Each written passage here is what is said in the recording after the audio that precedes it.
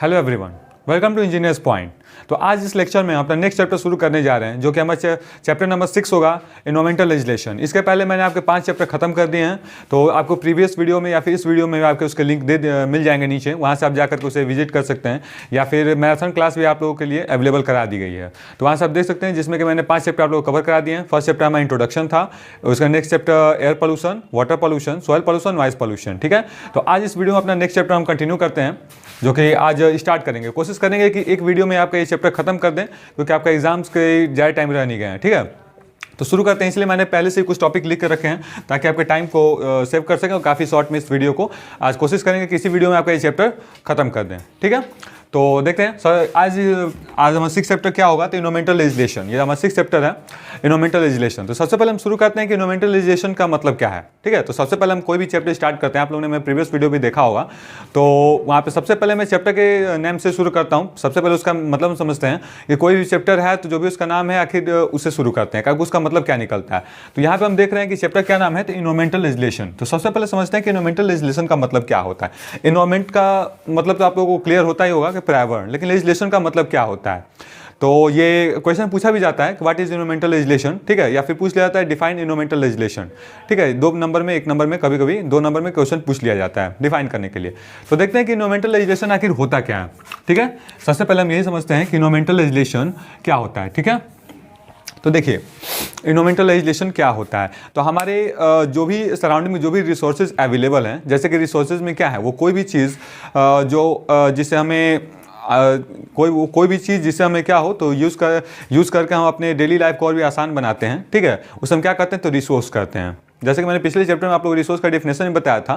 तो ऐसे कोई भी रिसोर्स हैं जो हमें सराउंडिंग में अवेलेबल हैं, जैसे कि पेट्रोलियम हो गया, कोल हो गया, या फिर विंड एनर्जी है, या फिर सनलाइट एनर्जी है, ये सभी चीज़ें जो भी रिसोर्सेज हैं। ठीक है, तो उसको कोई भी व्यक्ति है या फिर हम ही हैं, जो भी हैं, बहुत ज़्यादा उसका अनलिमिटेडली यूज़ करते जा रहे हैं, बिना किसी चीज़ के रोकथाम के। जब लोग इसका यूज़ करने लगे तो गवर्नमेंट ने ये सोचा कि इस पे रूल रेगुलेशन लगाने जरूरी है। क्यों जरूरी है, तो लोग क्या किए कि बहुत पहले जो भी हमारे रिसोर्सेज थे उसे बिना किसी सोचे समझे बहुत ज़्यादा यूज़ करते जा रहे थे। ठीक है, मतलब बिना किसी अपने फ्यूचर के बारे में सोचे हुए कि वो रहेगा कि नहीं रहेगा आगे चल के भी, मतलब इन्फिनिटली उसे यूज़ करने लगे। ठीक है, मतलब बिना किसी रोकथाम के जितना मन चाहा उतना यूज़ किए, वेस्ट किए, जो मन में आते जैसे रिसोर्सेज को यूज़ करते जा रहे। तो ऐसे क्या हुआ कि सरकार को इस पर काफ़ी नज़र गई, और उन्होंने एक कमेटी बैठाई और फैसला लिया कि नहीं, ऐसे रिसोर्सेज को अगर जब यूज़ करने लगे तब तो कल के लिए कुछ रह नहीं जाएगा।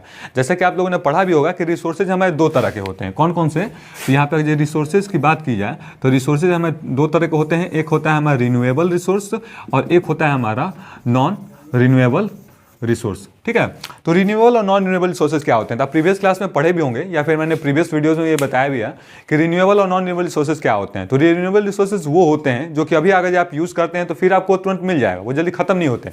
ऐसे रिसोर्सेज जो कभी खत्म नहीं होते हैं उन्हें रिन्यूएबल रिसोर्सेज कहते हैं। या फिर अगर खत्म भी होती है तो आपको इंडेंटली कुछ ही समय में आपको फिर से वो दोबारा मिल जाती है। लेकिन नॉन रिन्यूएबल रिसोर्सेज ऐसे होते हैं जो कि एक बार खत्म हो गए तो फिर आपको आसानी से वो जल्दी नहीं मिलते हैं। फॉर एग्जाम्पल अगर लिया जाए तो रिन्यूएबल रिसोर्स आपके जैसे कि सनलाइट हो गया, एयर हो गया, इन सभी चीज़ों से आप जानते हैं कि टरबाइन को यूज़ करके एयर के थ्रू भी हम क्या करते हैं, या इलेक्ट्रिसिटी को जनरेट करते हैं। ठीक है, तो ये वहाँ पे क्या हो गया, तो हमारा रिन्यूएबल रिसोर्स हो गया। सनलाइट के आप कॉमनली यूज़ देख सकते हैं कि सोलर पैनल वगैरह का हम यूज़ करते हैं, तो ये हमारा क्या होगा, रिन्यूएबल के अंदर आएगा। यह सनलाइट कभी जल्दी खत्म होगा, नहीं होगा। एयर जल्दी खत्म होगा, नहीं होगा। तो आज मान लो हवा कम है, कल फिर हवा मिल जाती है। हवा तो जल्दी खत्म होने वाली चीज़, हवा का मतलब कहने का मतलब है कि हवा तेज़ चल रही है, जैसे विंड वगैरह लगाए जाते हैं, विंड मिल वगैरह। ठीक है, तो ये ऐसी चीज़ें जल्दी खत्म नहीं होती हैं। ठीक है ना, जल्दी खत्म होंगी।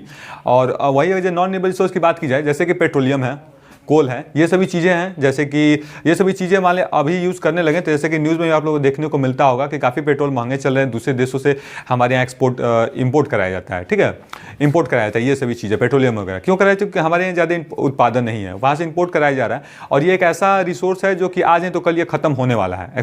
ये साइंटिस्ट बता चुके हैं अच्छी तरह से कि खत्म होगा। तो ये सभी कैसे हैं, तो नॉन रिन्यूएबल रिसोर्सेज हैं। तो ये बहुत पहले जब लोग बहुत ज़्यादा बिना किसी रोकथाम के बहुत ज़्यादा यूज़ करने लगे रिसोर्सेज को बिना सोचे हुए, वो सोचे थे कभी ख़त्म ही नहीं होगा और उसे ऐसे ही मन चाहे वेस्ट कर रहे थे, यूज़ कर रहे थे बहुत ज़्यादा, ठीक है। तो फिर पॉल्यूशन भी कर रहे थे। तो सरकार ने जो भी हमारी सरकार है, गवर्नमेंट है, उन्होंने एक कमेटी बैठाई और कमेटी में ये फैसला लिया पूरे वर्ल्ड के गवर्नमेंट्स ने, और ये कमेटी में फैसला लिया है कि नहीं कुछ रूल रेगुलेशन बनने चाहिए इन सभी चीज़ों के रोकथाम पे। किस इसके? तो रिसोर्सेज के, ताकि कोई भी व्यक्ति मन चाहा जिस तरह मन चाहे उस तरह इन्फाइनेटली किसी भी चीज़ का मतलब उसका वेस्ट ना करे या फिर यूज़ ना करे बिना किसी रोकथाम के।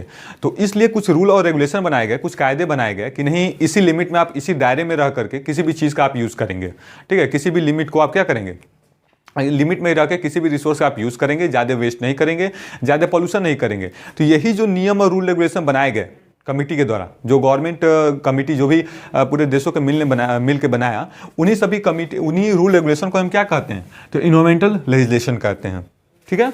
तो फिर से सुनिए आसान शब्दों में कि इन्वायरमेंटल लेजिस्लेशन क्या होता है। तो गवर्नमेंट ने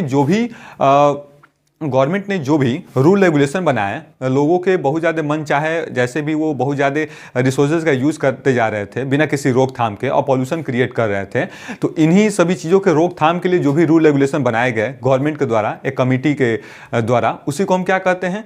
तो इन्वायरमेंटल लेजिस्लेशन कहते हैं। तो आई होप आप लोगों को ये तो टॉपिक क्लियर हो गया होगा कि आखिर हम इस चैप्टर में पढ़ने क्या जा रहे हैं, किस चीज़ से डील करने जा रहे हैं। इतना तो आप लोगों को क्लियर हो गया होगा, ठीक है। तो आगे बढ़ते हैं, आखिर क्या क्या वो ऐसी चीज़ें बनाई गई, कौन कौन से ऐसे एक्ट बनाए गए, कौन कौन से ऐसे लॉ बनाए गए इन सभी चीज़ों के रोकथाम के लिए, ठीक है। एक मैं बात यहाँ पर आप लोग जरूर शेयर करना चाहूँगा। मैंने 11th में एक चैप्टर पढ़ा था, 11th हॉर्नबिल। जो भी सीबीएसई से स्टूडेंट्स होंगे वो शायद ये पढ़े होंगे, उनका हॉर्नबिल 11th में एक बुक लगता है जिसमें एक चैप्टर है द एलिंग प्लैनेट्स, ठीक है। उसमें भी इन्वायरमेंटल के रिगार्डिंग जो भी आज हम इशू फेस कर रहे हैं, जैसे ग्लोबल वार्मिंग और जो भी उस रिगार्डिंग उसमें बताया गया है। तो उसमें एक पैराग्राफ है जिसमें कि एक वर्णन किया गया है, वहाँ पे एक डिफाइन किया गया है कि जाम्बिया देश में एक लुसाका एक उसका कैपिटल है, ठीक है। जाम्बिया देश में एक लुसाका कैपिटल है, वहाँ पे एक जू है, जू मतलब कि चिड़ियाघर। और वहाँ पे ये बोर्ड लगा था कि दुनिया का सबसे सर्वाधिक खतरनाक पशु, क्या लगा था? दुनिया का सबसे सर्वाधिक खतरनाक पशु। अब उस लोगों को बहुत ज़्यादा उत्सुकता हुई कि भाई ऐसा क्या आ गया कि हम देखे ही नहीं है, दुनिया का सबसे सर्वाधिक खतरनाक पशु है, कहाँ पे है?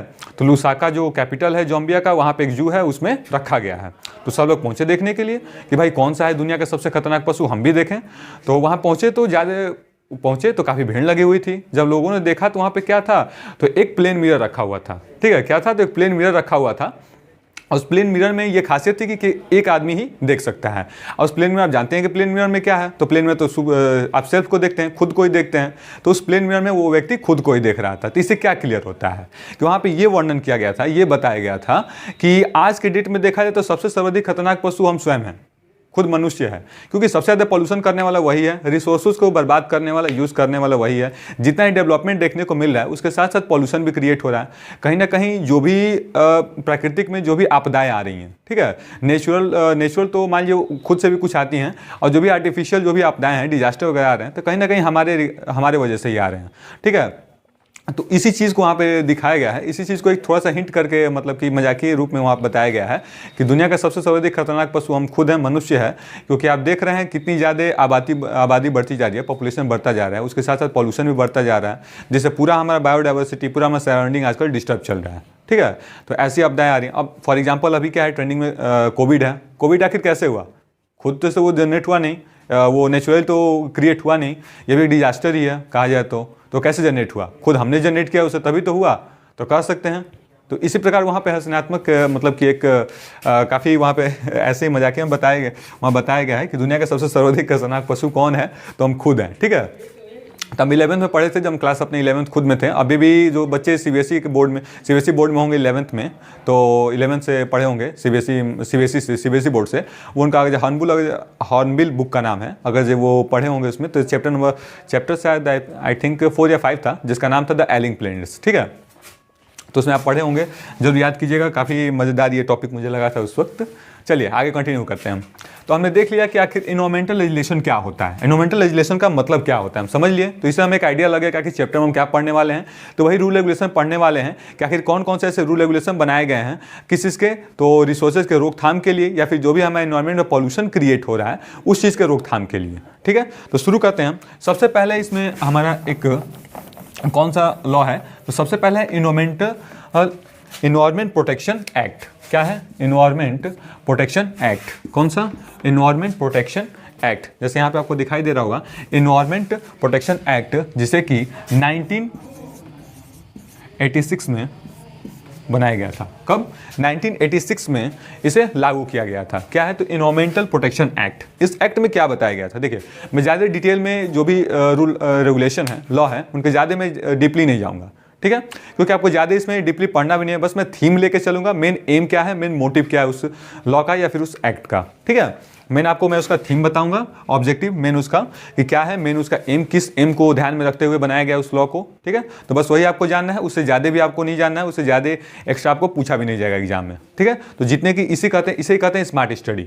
जितने स्मार्ट स्टडी का मतलब क्या होता है, तो जितना हमें एग्जाम के वक्त ऐसा केवल पढ़िए जितना कि एग्जाम में आने वाला है। देखिए क्योंकि उसके बाद टाइम कम है, तो टाइम कम है, तो जब पूरे आप डीपली अगर स्टडी उठाते हैं तो डीपली तो आप नेट पे सर्च वगैरह भी करके आप पढ़ सकते हैं, या फिर एक्स्ट्रा और बुक लेके आप पढ़ सकते हैं, साइट्स बुक को, लेकिन उतना टाइम रह नहीं गया है। ठीक है, काफ़ी एग्जाम्स के काफ़ी दिन कम है, तो उस वक्त हमें स्मार्ट स्टडी ये करनी चाहिए कि उन्हीं टॉपिक को पहले हमें कवर करना चाहिए जो कि हमारे एग्जाम में आने वाले हैं। ठीक है, ये टॉपिक दूसरा हो जाएगा, इस पर भी एक वीडियो आप लोगों के लिए लाया जाएगा, आखिर कैसे हम अपनी स्टडी को कंटिन्यू करें या फिर कैसे हम स्टडी करें कि ज़्यादा से ज़्यादा अपने सिलेबस को कवर कर सकें।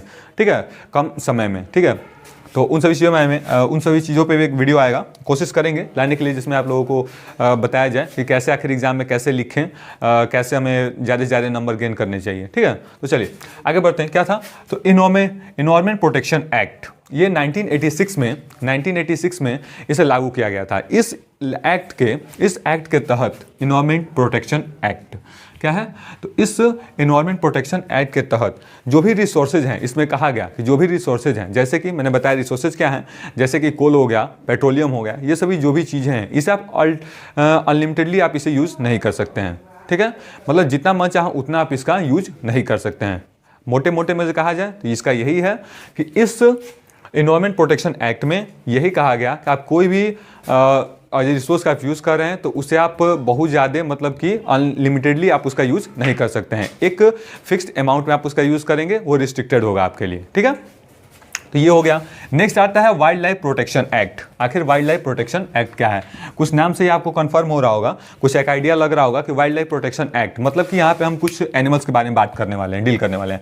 वाइल्ड लाइफ प्रोटेक्शन एक्ट, तो एक्सटिंक्ट मतलब विलुप्त होने के कगार पे जो ऐसे एनिमल्स हों या पक्षी हों, उन्हें हम क्या कहते हैं? एक्सटिंक्ट एनिमल, एक्सटिंक्ट बर्ड कहते हैं। तो इस एक्ट में कहा गया कि ऐसे जो भी बर्ड्स हैं, एनिमल हैं, ऐसे जो भी जीव हैं जो कि एक्सटिंक्ट होने वाले हैं, ठीक है, जो कि विलुप्त होने वाले हैं। जैसे कि अभी आपको फिलहाल में पिछले 1-2 वर्षों में देखा गया कि स्पैरो, गौरैया काफ़ी कम देखने को मिल रही होंगी, कम मिल रही थी, मतलब ऐसे लग रहा था जैसे एक्सटिंक्ट हो गई हैं। उनका एक्सटिंक्ट होने का कारण क्या था उस वक्त? जैसे कि उस वक्त जो भी फसलें थी, जो भी खेती हो रही थी, उसमें पेस्टिसाइड वगैरह का यूज़ किया जा रहा था। और आप जानते हैं कि जो भी बर्ड्स हैं ज़्यादातर वो खेतों वगैरह में ही कुछ ना कुछ दाने वगैरह या फिर जो भी कीड़े मकोड़े रहते हैं उन्हें खा के अपना उनका लाइफ सर्कल चलता है। ठीक है, तो उस वक्त क्या हुआ कि ज़्यादा पेस्टिसाइड वगैरह का यूज़ किया जा रहा था, जिससे उनका बहुत ज़्यादा डेथ रेशियो बढ़ गया और वो अचानक से बहुत ज़्यादा कम हो गई थी। उनका बहुत ज़्यादा प्रोपोर्शन रेशियो बहुत ज़्यादा उनका कम हो गया था, बहुत ज़्यादा वो एक तरह से विलुप्त होने कगार पे आ गई थी। तो ऐसे एनिमल्स, या फिर देखा जाए तो ऐसे बहुत से ऐसे एनिमल हैं जो कि एक्सटिंक्ट पे हैं। ठीक है, तो उन ऐसे एनिमल जो कि विलुप्त होने कगार पे हैं, उनका आप हंटिंग नहीं कर सकते हैं, मतलब शिकार नहीं कर सकते हैं, या फिर आप उन्हें पकड़ के नहीं रख सकते हैं। तो ऐसे एनिमल्स जिनका जो कि एक्सटिंक्ट हैं, विलुप्त होने वाले हैं, उन्हें आप हानि नहीं पहुंचा सकते हैं, उन्हें हंटिंग नहीं कर सकते हैं।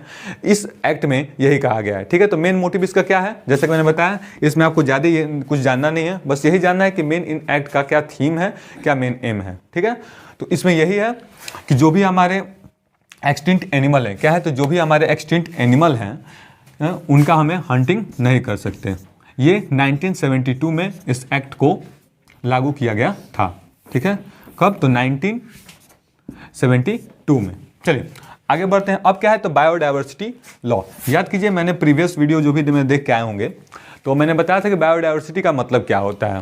ठीक है, क्या है, तो बायोडायवर्सिटी का मतलब मैंने बताया था। चलिए एक बार और बताते हैं बायोडायवर्सिटी का मतलब क्या होता है। मीनिंग मैंने वहाँ पे डिफाइन भी किया था बायोडायवर्सिटी। तो देखिए हमारे सराउंडिंग में अलग अलग स्पेसिस के ऑर्गेनिज्म रहते हैं। ठीक है, तो वही अलग अलग स्पेसिस के ऑर्गेनिज्म को एक साथ मिलकर रहने को ही, एक एरिया में अलग अलग स्पेसिस के जो भी ऑर्गेनिज्म हैं अगर एक साथ रहते हैं, सर्वाइव करते हैं, उसी को हम क्या कहते हैं, तो बायोडायवर्सिटी कहते हैं। ठीक है, तो वही यहाँ पे है कि बायोडायवर्सिटी लॉ, इस लॉ में कहा गया कि एक सराउंडिंग में, एक एरिया में जो भी ऑर्गेनिज्म अलग अलग स्पेसिस के रह रहे हैं सबको इक्वली सर्वाइव करने का क्या है, अधिकार है। मेरे कहने का मतलब है कि मान लीजिए एक साथ अगर कुछ भी रह रहे हैं, जैसे कि अलग अलग स्पेसिस के हैं, जैसे बर्ड में कई सारे स्पेसिस हैं वो जो कि सब के सब मिलकर एक साथ रहते हैं। ठीक है, या फिर एनिमल्स में भी देख लीजिए अलग अलग स्पेसिस के हैं, ये सभी एनिमल, बर्ड, ये सभी एक साथ मिलकर रहते हैं। ठीक है, तो ऐसा नहीं है कि किसी एनिमल को सर्वाइव करने का हक है, किसी को एकदम मार के आप खत्म कर दें। ठीक है, तो ऐसा नहीं है। ऐसा इसमें यही कहा गया है कि इस लॉ के अनुसार जितने भी ऑर्गेनिज्म हैं अलग अलग स्पेसिस के, सबको एक साथ सर्वाइव करने का यानी कि एक साथ जीने का पूरा अधिकार है। ठीक है, तो मैंने मोटे मोटे आपको यही जानते हुए चलना है। इसे 2002 में, कब, 2002 में इस लॉ को लागू किया गया था। उसके बाद आता है हमारा water prevention and control of pollution act. ठीक है, ये यहाँ से ये आपका काफ़ी इंपॉर्टेंट है। क्या है, ये आपका इंपॉर्टेंट हो जाता है ये, और air prevention and control of pollution act. ठीक है, सॉरी, देखिए water prevention and control of pollution act. ठीक है, इस एक्ट में, इस लॉ में क्या कहा गया, तो जैसे कि आपसे वाटर की बात की जाए तो जो भी पॉल्यूटेड वाटर, कंटेमिनेटेड वाटर जो भी है, कंटेमिनेटेड क्या हो जाता है, तो कंटेमिनेटेड वो होता है जिसमें कि बहुत ज़्यादा हार्मफुल गैसेज वगैरह या फिर एसिड वगैरह मिक्स हो। ठीक है, देखिए कंटेमिनेटेड और जब पॉल्यूटेड की बात की जाए तो दोनों में क्या अंतर है, एक पॉल्यूटेड और एक है कंटेमिनेटेड। ठीक है, सुनने में तो दोनों एक ही लगता है कि भाई दोनों पॉल्यूटेड है मतलब दोनों गंदा है। ठीक है, लेकिन इसकी एक लिमिट है। क्या है, तो एक पॉल्यूटेड वाटर होता है, कंटामिनेटेड वाटर होता है। तो पॉल्यूटेड वाटर का मतलब ये होता है कि अगर जब हम उसे चाहें तो डायरेक्ट ले जाकर डंप कर दें किसी रिवर में या फिर किसी रिवर वगैरह में, नदी में, अगर उसे डंप कर दें तो वो ज़्यादा वहाँ पर डिस्टर्बेंस क्रिएट नहीं करेगा। डिस्टर्बेंस इन द सेंस मेरे कहने का मतलब है कि उस नदी को हानि नहीं पहुँचाएगा। लेकिन वही जो कंटामिनेटेड वाटर है, आज उसे आप डायरेक्ट ले जाकर उसमें डंप करते हैं, यानी कि डायरेक्ट उसमें ले जाकर आप मिक्स कर देते हैं किसी रिवर में, तो उस पूरे रिवर को भी वो इन्फेक्टेड कर सकता है। ठीक है, तो देखिए कंटेमिनेटेड में क्या होता है, पॉल्यूटेड वाटर का मतलब हुआ वो जो आपके घरों से डोमेस्टिक वाटर जो निकलते हैं, डोमेस्टिक वाटर में जैसे कि आपके कपड़े धोने के पानी हो गए या फिर जो आपके किचन्स वगैरह से निकलते हैं ऐसे पानी, उसे हम पॉल्यूटेड कहेंगे। ठीक है, उसे हम चाहे तो इरिगेशन के पर्पस से यूज़ कर सकते हैं, वो ज़्यादा उतने हार्मफुल नहीं होते हैं। लेकिन वही अगर ये ऐसे वाटर जो कि इंडस्ट्री से निकल रहे हैं उसमें ज़्यादा केमिकल वगैरह मिक्स हैं, तो ऐसे कंटेमिनेटेड वाटर होते हैं। अगर उसे आप इरिगेशन के पर्पस से यूज़ करते हैं तो कहीं ना कहीं आपके फसलें भी वो जला सकता है, खराब कर सकता है। ठीक है, क्योंकि उसमें एसिड वगैरह का मात्रा होता है बहुत ज़्यादा, इसीलिए उसमें गैसेज वगैरह या फिर बहुत ज़्यादा इसीलिए उसमें लिक्विड वगैरह मिक्स होते हैं, तो उसे हम कंटेमिनेटेड वाटर कहते हैं। उन्हें डायरेक्ट ले जा करके हम उसे रिवर वगैरह में डंप नहीं कर सकते हैं। ठीक है, तो यह डिफरेंस होता है कंटेमिनेटेड और पॉल्यूटेड वाटर में। तो इस एक्ट में कहा गया water prevention and control of pollution act में, जो कि 1974 में, कब, 1974 में इसे लागू किया गया था कि जो भी वाटर आपके डोमेस्टिक वाटर से निकल रहे हैं, यानी कि जो आपके घरेलू वाटर्स जो भी निकल रहे हैं पॉल्यूटेड, या फिर किसी इंडस्ट्री से निकल रही है, कारखानों से या कहीं से भी जो भी वाटर है, आप डायरेक्टली ले जाकर किसी रिवर में उसे डंप नहीं कर सकते हैं। ठीक है, क्या क्या, क्योंकि आप मान लीजिए वो भी पॉल्यूटेड वाटर है, कंटामिनेटेड वाटर है, जो कि सही नहीं है, फ्रेश वाटर नहीं है वो, तो उसे आप ले जाकर के अगर जैसे मिक्स करते हैं तो कहीं ना कहीं रिवर ही पॉल्यूट होगा।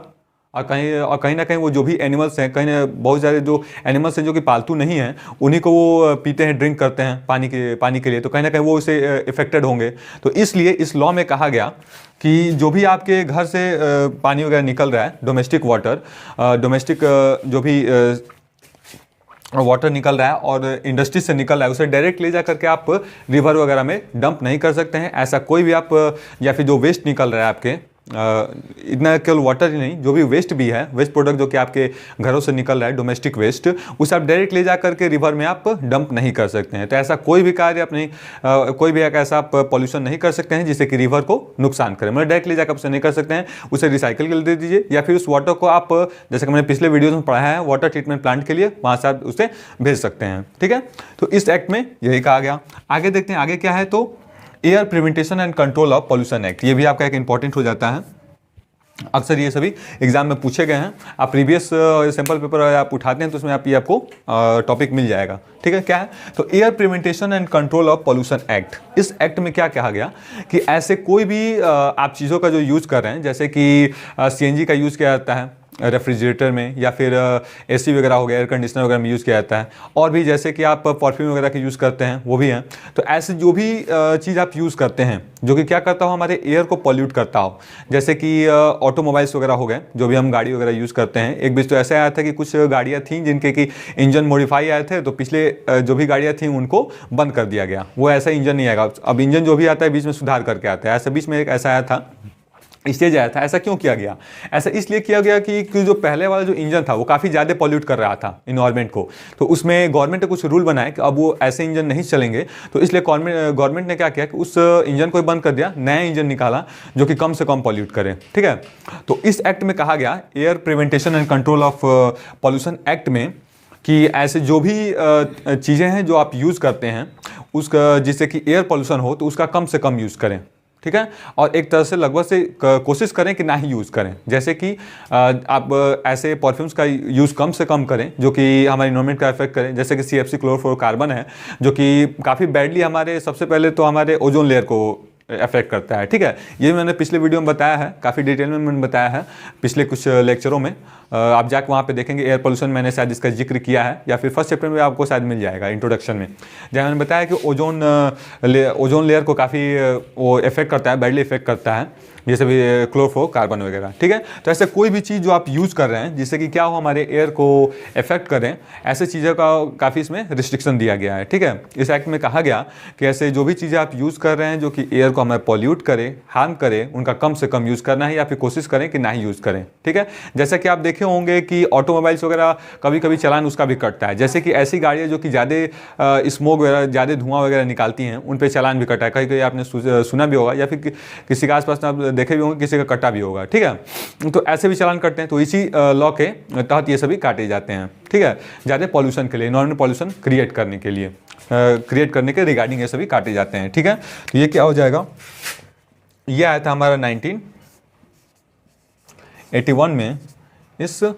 लॉ को अप्लाई किया गया था। ठीक है, उसको क्या आता है, इन्वायरमेंट प्रोटेक्शन एक्ट। क्या है, तो इन्वायरमेंट प्रोटेक्शन एक्ट, ये क्या है, तो देखिए इस क्या है, तो इन्वायरमेंट दिखाई दे रहा हो, हाँ, इन्वायरमेंट प्रोटेक्शन एक्ट। ठीक है, तो इसमें ये कहा गया कि जो भी हमारे फॉरेस्ट हैं, जैसे कि आप जो भी आपके वेस्टेज घर से निकल रहे हैं उसे डायरेक्ट आप ले जा करके फॉरेस्ट में आप डंप नहीं कर सकते हैं, या फिर पेड़ों की कटाई अत्यधिक आप डिफॉरेस्टेशन नहीं कर सकते हैं। डिफॉरेस्टेशन का मतलब क्या होता है, तो अत्यधिक पेड़ों की कटाई करने को हम क्या कहते हैं, लार्ज स्केल पर पेड़ों की कटाई को हम क्या कहते हैं, तो डिफॉरेस्टेशन कहते हैं।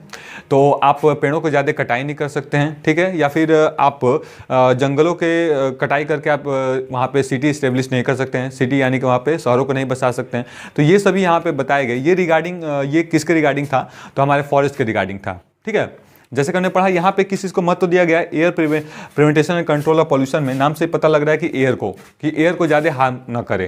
ठीक है, और यहाँ पे क्या है, इन्वायरमेंट प्रोटेक्शन एक्ट में इसमें ज़्यादा महत्व दिया गया, जो भी हमारे ट्रीज़ हैं उनको ज़्यादा इफेक्ट नहीं करना चाहिए। ठीक है, तो इसमें मोटा मोटी आप मैंने बताया, जैसे कि बस आपको यही देखना है मेन इसका थीम क्या है, और थीम जानते हैं तो आप अच्छे से लिख ले जाएंगे। ठीक है, एग्जाम में। ठीक है, तो ये एक्ट आया था हमारा 1986 में। कब, तो ये आया था 1986। देखिए आपको एक बात बताता हूँ, अगर जो आपको डेट याद हो, ठीक है, एग्जाम में अगर जब कोई भी आप टॉपिक लिख रहे हैं, किसी भी एग्जाम के मैं बता रहा हूँ, ठीक है, और जब किसी भी एग्जाम में अगर जब आपसे कोई क्वेश्चन है उसमें जैसे कि डेट वगैरह अगर जब पूछा है तब तो ठीक है, आपको तो डेट लिखना ही है, गलत लिखें या सही लिखें। अगर जो आपसे वहाँ पे डेट नहीं पूछता है, जैसे कि मान लीजिए यही आपसे आ जाता है इन्वायरमेंट प्रोटेक्शन एक्ट, अगर जो आ जाता है लिखने के लिए कि टिप्पणी कीजिए, तो वहाँ पे अगर आपको डेट कंफर्म नहीं है तो डेट को ना लिखें। ठीक है क्या, तो अगर आपको डेट कंफर्म नहीं है तो डेट को नहीं लिखिएगा, क्योंकि अगर जो डेट कंफर्म है तब तो लिखिए, नहीं है तो उसको ऐसा सेंटेंस ही मत लिखिएगा, सेंटेंस का क्रिएट ही नहीं कीजिएगा जहाँ की डेट लिखने की ज़रूरत पड़े। क्योंकि मान लीजिए अगर डेट आपको पता है तब तो लिख देंगे, सही है, ठीक है, लेकिन अगर जो आपने लिखा हुआ जो गलती हो जाता है तो फिर तो डेट पे किसी भी एग्जामिनर का वहाँ पे नज़र जाएगा, ठीक है, और गलत हुआ तो नंबर काटेगा ही वहाँ पे। तो उससे अच्छा है कि जब पता है तो डेट लिखो, नहीं पता है तो डेट लिखो ही नहीं। ऐसे तो डेट एक बार देख के जाइएगा, याद कीजिएगा, डेट से काफ़ी एक अच्छा इंप्रेशन एग्जामिनर के पास पड़ता है, ठीक है। चलिए, तो ये हो गया। नेक्स्ट हमारा लास्ट है एनवायरमेंटल पॉलिसी, ठीक है। एनवायरमेंटल पॉलिसी, पॉलिसी का मतलब क्या होता है, तो कायदे कानून जो भी हमारे नियति क्या कहते हैं उसे, पॉलिसी वगैरह जो भी हम नियम रूल रेगुलेशन वगैरह जो भी हम बनाते हैं उसे हम क्या कहते हैं, तो नीति तैयार करना। क्या है, तो नीति तैयार करना। तो क्या है, तो इन्वायरमेंटल पॉलिसी। तो इसमें कुछ ऐसी नीति बनाई गई कि भाई क्या करें कि हमारे इन्वायरमेंट को हम फ्रेश रख सकते हैं, ठीक है, एक अच्छा इन्वायरमेंट क्रिएट कर सकते हैं, फ्रेश इन्वायरमेंट, ठीक है। तो उन सभी चीज़ों में बहुत सारी पॉलिसी बनाई गई, जैसे कि हमें कभी भी बाहर कचरे को नहीं फेंकना चाहिए, ठीक है, उसके लिए जो भी ये नगर पालिका वगैरह आते हैं उनको देना चाहिए, या फिर एक ऐसा एक प्लेस बनाना चाहिए जहाँ पे सभी कूड़े वहीं पे इकट्ठा करें, इधर से उधर ना फैलाएं। तो ये सभी बहुत सारी इसमें पॉलिसी बनाई गई। ऐसा बनाया गया कि भाई कोशिश करें कि हमें इन्वायरमेंट को फ्रेश बनाया जाए, जो भी हमें रिसोर्सेज हैं उसे कंजर्व करने के बारे में सोचें, ठीक है। देखिए रिसोर्सेज यहाँ पे, जैसे कि मैंने शुरू में आपसे एक स्टोरी डिस्कस किया था कि 11th में मैंने जो पढ़ा था, तो उसमें देखिए आखिर वहाँ पे क्यों कहा गया है, और वहाँ पे आखिर कहा जाए, ये भी एक क्वेश्चन बन सकता है कि आखिर इन्वायरमेंटल लेजिस्लेशन की आखिर आवश्यकता क्या है, ठीक है, आखिर नेसेसिटी ऑफ इन्वायरमेंटल लेजिस्लेशन की क्या है। तो जैसे कि मैंने बताया कि इन्वायरमेंटल लेजिस्लेशन का मतलब ही होता है कि जो रूल रेगुलेशन कायदे कानून बनाया गया। ऐसा क्यों बनाया गया, मान लीजिए आप रिसोर्सेज का यूज़ करते जा रहे हैं, आप खुद सोचिए, मान लीजिए अभी आप पेट्रोल का यूज़ कर रहे हैं, कोल का यूज़ कर रहे हैं, और ऐसे ही साइंटिस्टों ने एक अनुमान से कह दिया कि हाँ कुछ ही सौ वर्षों तक चलने वाला है, ठीक है, उसका ये ख़त्म हो जाएगा। तो ये बताइए, मान लीजिए अगर ये ऐसे ये है, अभी तो आप यूज़ कर रहे हैं, फिर नेक्स्ट आपकी जनरेशन आती है वो यूज़ करेगी, फिर उसके अगली जनरेशन आती है, अगर आप बिना किसी रोक टोक के, बिना किसी रिस्ट्रिक्शन का आप यूज़ करते जा रहे हैं, ठीक है, तो उससे क्या होगा कि वो रिसोर्स तो नॉन रिन्यूएबल जो भी रिसोर्स हैं वो खत्म होते जाएंगे। तो मान लीजिए अभी तो आप सही से यूज़ कर लिए, ठीक है, लेकिन जो नेक्स्ट पीढ़ी आएगी, आपकी नेक्स्ट जनरेशन आएगी, क्या उसे वो मिलेगा, नहीं मिलेगा।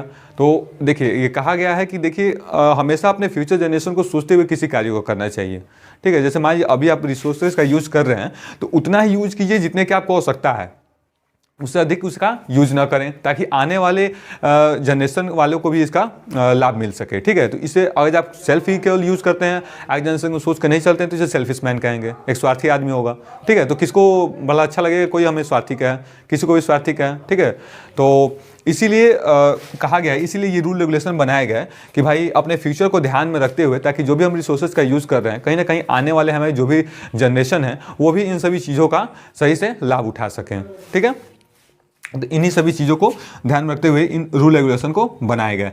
ये सभी जो भी कुछ ज़्यादा नहीं थे, जिनके 6-7 हैं जो कि ये आपके रूल रेगुलेशन बनाए गए, और ज़्यादा कुछ ठीक है, यही इसमें से 1-2 तो आपके एग्ज़ाम में आने ही आने हैं, ठीक है। तो इसको आराम से देख के जाइएगा, इसमें ज़्यादा कुछ है नहीं, मैंने आप लोगों को आराम से इसको मेन जो बेसिक था, इसका मेन एम था, मैंने बता दिया है, आराम से इसे आप देख सकते हैं। तो इस चैप्टर में बस इतना ही, ज़्यादा कुछ इसमें था नहीं, इस चैप्टर में आपको बस इतना ही देखना था। तो नेक्स्ट चैप्टर हमारा एक और लास्ट चैप्टर बच जाता है, जो कि नेक्स्ट वीडियो में कोशिश करेंगे कि एक वीडियो में उसे खत्म करें, नहीं तो 2 वीडियो में तो आराम से वो खत्म हो जाएगा वो भी। तो आज के लिए बस इतना ही। तो इसी के साथ हंसते रहिए, मुस्कुराते रहिए। जय हिंद, जय भारत।